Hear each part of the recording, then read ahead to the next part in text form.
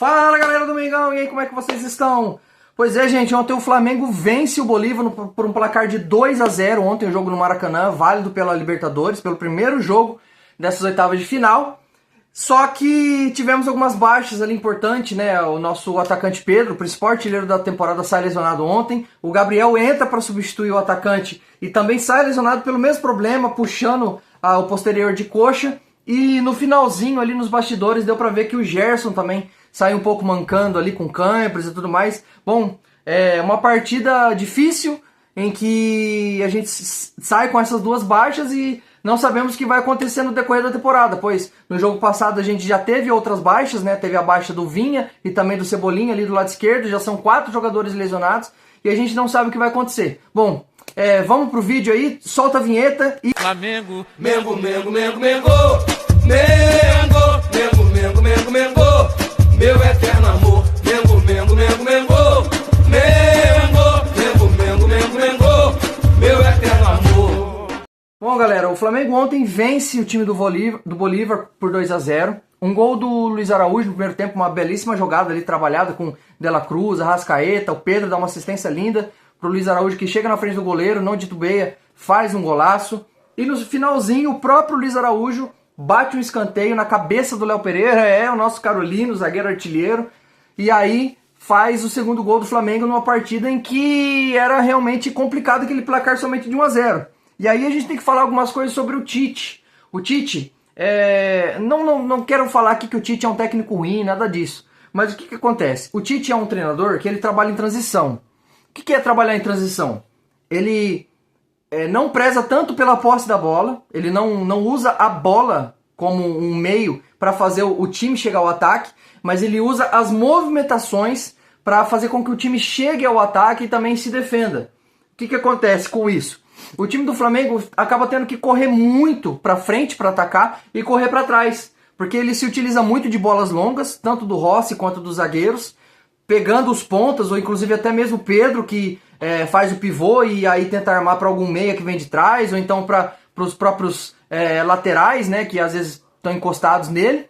E aí, quando o time perde essa bola lá na frente, o time todo tem que correr para trás, porque não é um time que joga compacto. Joga com as linhas um pouco mais espaçadas, por causa desse futebol de transição. Um time que joga mais ou menos parecido com o que o Tite tenta fazer no Flamengo é o Botafogo. Com a diferença de que o Botafogo ele joga com as linhas um pouco mais compactas e tenta não dar tanta bola longa assim. Ele utiliza assim da bola longa ali pro Luiz Henrique, às vezes pro Savarino, né? Às vezes tenta esse tipo de jogada, mas o Botafogo é um time que tenta ficar um pouco mais com a bola. Mas sim, quando ele é atacado e pega a bola do adversário, ele aí sim tenta as bolas longas para sair em transição. Com isso, o que acontece? Faz com que o time do Flamengo se esforce muito. Os pontas do Flamengo e os laterais, que são as nossas principais carências hoje no time, tem que ir e voltar o tempo todo. E aí você faz com que acaba acontecendo as lesões que aconteceram, por exemplo, do Everton Cebolinha, o rompimento do tendão de Aquiles ali, claro, um crasso de um atleta que está com desgaste físico, o corpo já está pedindo arrego. E acabaria estourando em algum músculo, tendão, como foi no caso do Cebolinha. O caso do Vinha é diferente porque é uma pancada, houve ali uma pancada no joelho. Mas ali, por exemplo, você tem o Pedro, o Gabriel, que acabam tendo lesões no posterior de coxa. O posterior de coxa é o músculo da corrida. E aí você faz com que o elenco acabe estourando um atrás do outro. E a gente fica preocupado sem saber o que vai acontecer. Parece que essa semana ou semana que vem, Bruno Spindl e Marcos Braz vão para a Europa para trazer reforços. E a gente precisa de muitos reforços. Se a gente, por exemplo, perder o Pedro até o final da temporada, que eu acho que não vai acontecer, gente, o que a gente vai fazer? Vamos ficar com o Carlinhos? Que é um menino querido, tudo mais, ajudou o Flamengo ali em 2 partidas, fez 2 gols extremamente importantes. Mas assim, a gente vê que claramente ele não está preparado para jogar na Série A ainda. Talvez no ano que vem, ele tendo pré-temporada com o time e tudo mais, ele consiga ter um rendimento melhor. E o que eu questiono é a parte física dele. Você pode ver que ele é um cara grandão, tem quase 2 metros de altura e não ganha uma bola aérea de um zagueiro. E toda bola que vai para ele, por exemplo, para fazer o pivô, aquilo que o Pedro faz muito bem, que é menor do que ele não consegue. E aí a gente fica nessa expectativa de saber o que vai acontecer com o Flamengo. A gente sem o lateral esquerdo, a gente agora também pode perder dois atacantes. E aí a gente fica nessa dúvida de saber qual será o futuro do Flamengo nessa temporada. E aí a gente volta a fazer a velha comparação com o time do velho, né? O time do Jorge Jesus, em que o time jogava bem compacto e jogava bem à frente. O que acontecia? As linhas do Flamengo, né, jogavam pra frente, ocupando todo o time, todo o campo adversário. Então o Flamengo ele tinha duas valências muito importantes.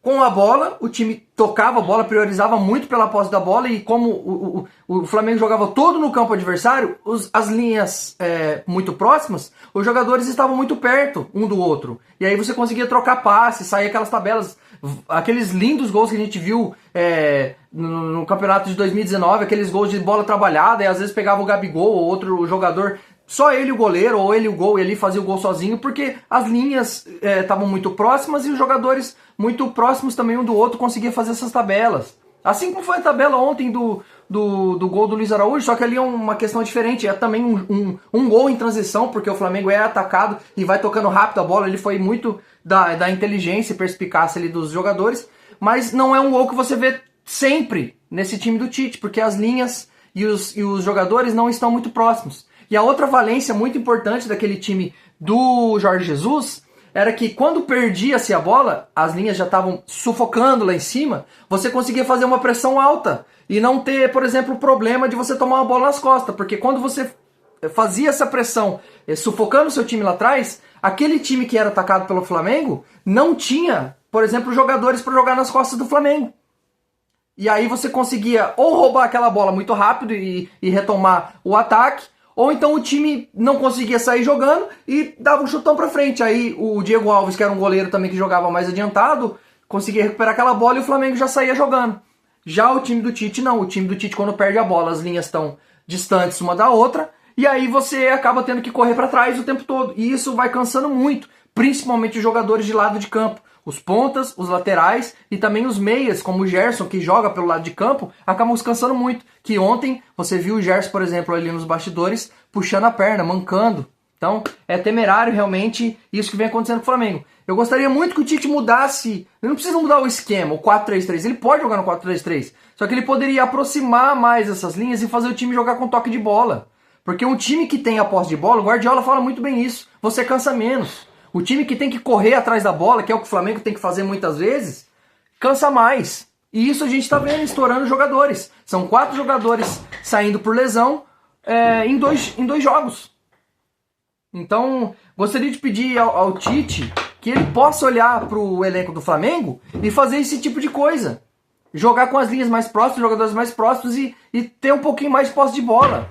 Às vezes ele até tenta fazer uma pressão alta lá. Só que como as linhas não estão próximas uma da outra, o que acontece? Quando a primeira linha é vencida, você abre um espaço no meio de campo onde o time consegue transições rápidas. De ligar, por exemplo, um ponta, um atacante mais rápido e acaba tendo que fazer a zaga do Flamengo correr toda para trás e aí naquela loucura que a gente sabe que acontece com o time do Flamengo. Então, não estou falando aqui que o Tite é um técnico ruim, mas quero dizer que sim, o Tite ele trabalha o time de uma maneira no qual o elenco do Flamengo não é montado para isso, que é um elenco montado sim para ter essa posse de bola e sufocar lá em cima, não é um elenco para ficar marcando lá atrás, com a bunda lá atrás da trave, e também não é um time para ficar fazendo essa loucura de indo e vindo o tempo inteiro que cansa muito os jogadores. Pode ver, os times que jogam contra o Flamengo, os caras terminam assim, bem, tranquilos. E o time do Flamengo, os caras se jogam no chão no final da partida, extenuados, porque é o tempo inteiro indo e voltando, indo e voltando. Isso daí vai acabar estourando mais jogadores, gente. E aí, é uma cobrança daí ao técnico Tite também, que não roda esse elenco. Ah, Luiz, mas ele tem jogo que ele coloca ali 10 jogadores do time reserva. Sim, ele faz isso. Mas isso, você tem 2 problemas. Porque você acaba forçando demais esses jogadores e fazendo um time que não tem entrosamento para jogar. Então, e aí você volta de novo na questão do velho. Que ele fala, vai, poupares, não sei o que. Você tem quinta e sexta para descansar para jogar no sábado e no domingo. Mas, gente, eu vou colocar ao lado aqui, e vou colocar aqui também. Gente, alguns jogos, algumas escalações de alguns jogos de 2019, onde você vê ali o Jorge Jesus trocando 2, 3 peças do time. E o time mantendo o mesmo padrão de jogo. O Tite tinha que fazer isso, cara. Chega agora, por exemplo, contra o Botafogo, eu já vejo um monte de gente falar, ai, porque o Tite tem que colocar o time inteiro em reserva para não perder lá na altitude. Não, gente. A gente não pode abandonar o Campeonato Brasileiro, o Botafogo é o líder. Se a gente vence o Botafogo, a gente se torna líder do campeonato, a gente só tá a 2 pontos deles. A gente passa, inclusive, em pontuação e em saldo de gols. E empata em número de vitórias e assume a liderança. É difícil ganhar do Botafogo? É no tapetinho? É difícil. Mas eles acredito que eles vão poupar algumas peças. Não vão poupar igual o Tite. Poupar quase o time inteiro. Eles vão poupar alguns jogadores principais ali sim, acredito. Porque eles têm uma decisão fortíssima contra o Palmeiras, assim como o Flamengo contra o Bolívar, que é até mais difícil porque é na altitude. Mas, cara, eu não pouparia ali 8, 9 jogadores igual o Tite tem costume de fazer. Cara, poupa ali 3, 4. O Gerson, evidentemente que é um cara que tem que ser poupado. Saiu mancando de ontem, nem sei se gerou lesão. Tomara que não tenha gerado lesão. Se o Pedro tiver condição de jogo, não colocaria o Pedro mesmo assim. Coloca o Carlinhos. Coloca o Carlinhos, porque parece que o Gabigol também teve uma lesão séria ali. Outro jogador também, que eu não colocaria nesse jogo contra o Botafogo, eu não colocaria o De La Cruz. Eu colocaria o Arrascaeta, por exemplo. O Arrascaeta é um jogador que, por exemplo, não tem a mesma quantidade de jogos do De La Cruz. Como que ele não tem a mesma quantidade? Ué, é só ver. Na Copa América, por exemplo, o De La Cruz jogou todos os jogos pelo Uruguai e o Arrascaeta jogou alguns minutos. Então o Arrascaeta tem mais espaço para conseguir se recuperar. Então eu iria sim com o Arrascaeta como titular e deixaria, por exemplo, o Gerson e o De La Cruz no banco. E aí você pode montar um meio de campo ali, como ele gosta com 3 meio de campo, Pulgar, Léo Ortiz, ou então o Igor Jesus, o Everton Araújo, o Ryan Lucas, enfim. E aí junto com o Arrascaeta. Aí na frente você tem um Carlinhos, um Luiz Araújo, e aí você pode colocar, por exemplo, o Lohan para jogar na ponta direita, que é onde ele, embora seja um meia, ele joga no time sub-20. Ele joga como se fosse um armador, assim como o Gerson joga mesmo. O Gerson não é um ponta, ele é um meia jogando pela direita que cai por dentro. O Lohan pode fazer essa função. Aí você pode, por exemplo, preservar o Luiz Araújo, colocando ali o Davi Luiz. O Ayrton Lucas você não tem outro para colocar, então tem que ser ele mesmo. Entendeu? Então faz algumas trocas pontuais, mas mantém o corpo do time, mantém uma base para pelo menos esse time ter um mínimo de entrosamento para conseguir bater de frente com esse Botafogo. E eu não abriria mão do brasileiro, porque para mim hoje os 2 campeonatos mais importantes são Libertadores e Brasileiro. A Copa do Brasil ela remunera muito bem, mas em questão de importância, para mim ela está em 3º lugar.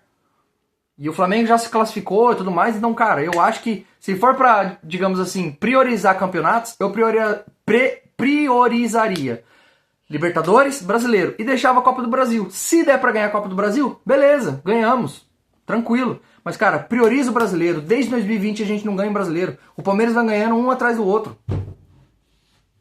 Então é isso, gente. O vídeo de hoje era sobre isso. Algumas críticas ali ao Tite. Críticas também à diretoria que não traz jogadores. Perdemos o Marcos Antônio aí. Quem acompanhou o último jogo dele pelo São Paulo viu que o cara realmente não é um bagre, igual falaram aí. É um jogador muito importante. Poderia, por exemplo, suprir o De La Cruz num jogo desse aí contra o Botafogo. Seria uma peça extremamente importante ali no meio de campo. É um motorzinho no meio de campo. Mas é isso, galera. Gostaria de pedir aí o seu joinha, que você curta esse vídeo, que você comente abaixo, que você se inscreva no canal também e que você compartilhe esse vídeo nas suas redes sociais. Beleza, galera? Uma boa tarde a todos e saudações rubro-negras.